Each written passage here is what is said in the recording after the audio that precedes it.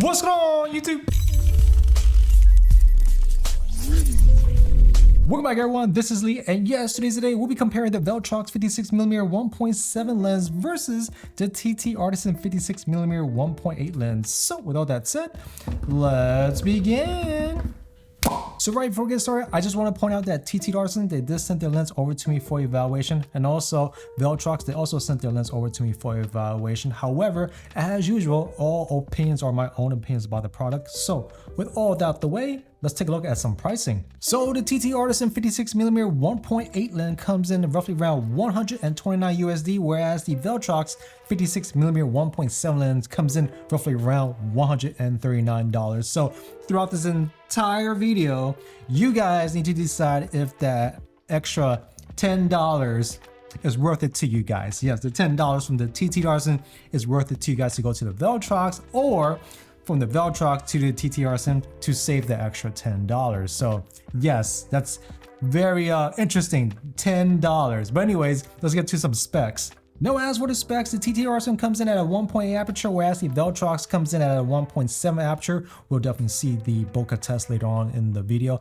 And also, they both sport 9 blades, 52mm filter thread. However, the TTARTISAN comes in with 10 elements, 9 groups, whereas the Viltrox comes in with 11 elements and 9 groups.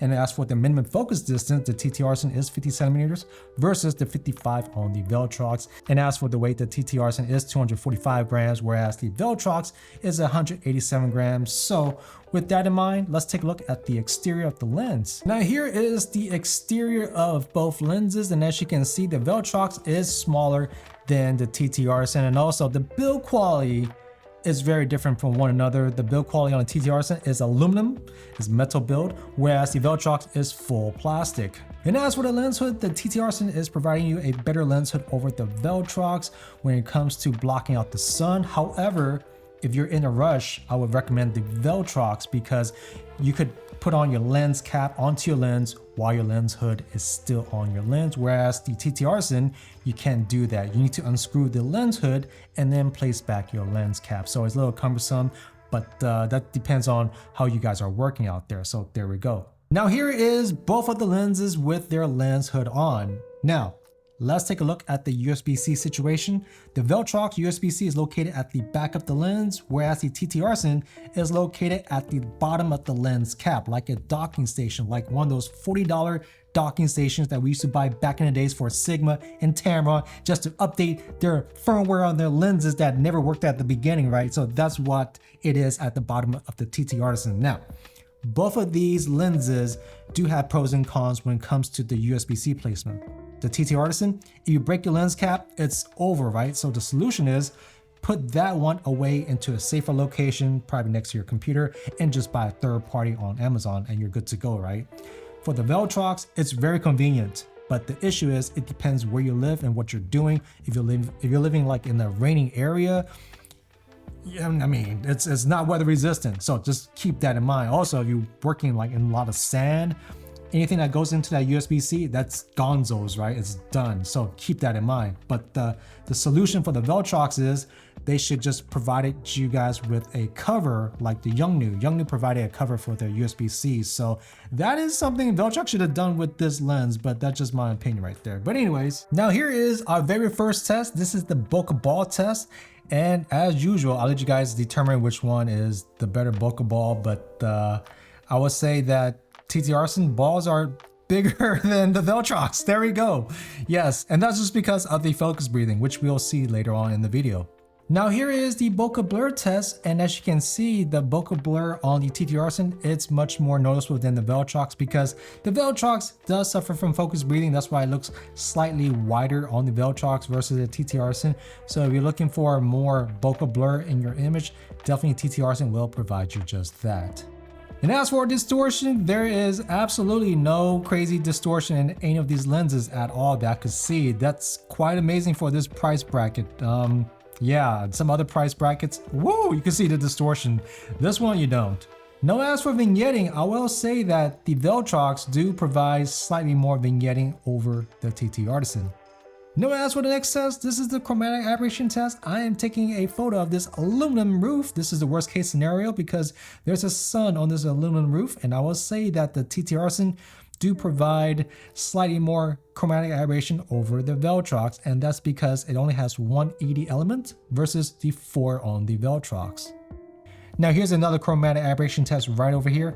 I will say roughly around 5.6 is when the TTARTISAN clears up on the chromatic aberration. Now as for the next test, this is the flare test, and I will say that both lenses do offer you flare, but around 2.8 is when the flare disappears.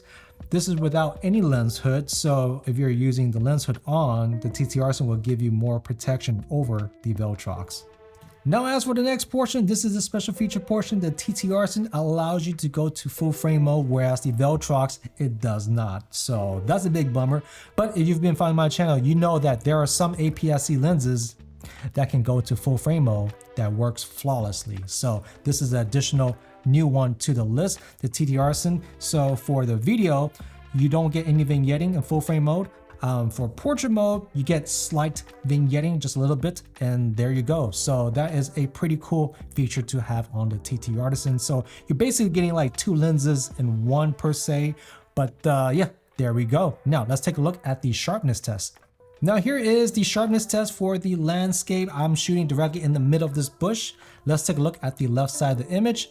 I will say that the Viltrox is sharper than the TTARTISAN, and roughly around like 5.6 is when things kind of even up a little bit. Now here is the foreground of the lens, and I will say that the Viltrox is just a slight sharper in focus than the TTARTISAN. And here is the right side of the lens, and again, Viltrox is sharper than the TTARTISAN in that department, so just want to point that out. If you're shooting landscape, definitely Viltrox might be the way to go. And here is the center of the image. I would say that the Viltrox is still sharper than the TTARTISAN. I think roughly around f4, 5.6, it looks even up, but the higher apertures, definitely Viltrox is a lot better. Now as for the next test, this is the portrait test. Here is my thoughts.